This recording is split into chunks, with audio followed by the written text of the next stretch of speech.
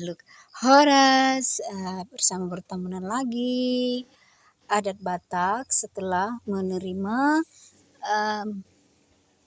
kodam leluhur, yaitu sebagai rasa syukur kita kepada Tuhan yang Maha Pengasih. Kita harus menanam bibit pohon ya di tempat yang kosong. Kalau kita tidak mempunyai tanah kosong, bisa ditanam di mana saja ya. Ya, kita berdoa dulu malamnya.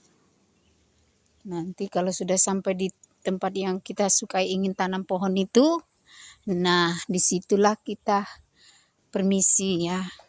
Bilang aja gini, saya mau menanam bibit pohon di sini ya, Opung, gitu kan. Nah, tanamlah di situ. Nah, sudah itu, kalau makan buah, bijinya keringkan ya. Nanti kalau tanah kosong ya, itu kan aja, campakkan aja di semak-semak itu, tanah kosong itu. Nanti alam akan menumbuhkannya. Nah, jadi dia jadi pohon, kita jadi sehat.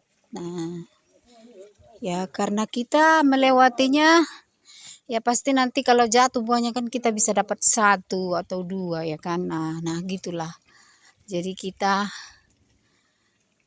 menolong alam, dan alam pun pasti menolong kita.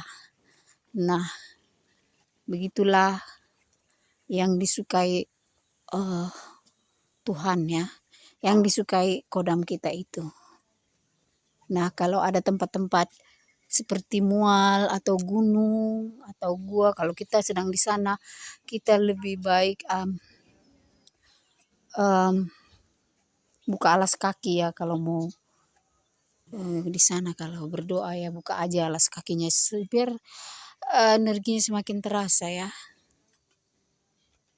Oke lah. Setabi menuturi audio munakara jenamida. Horas.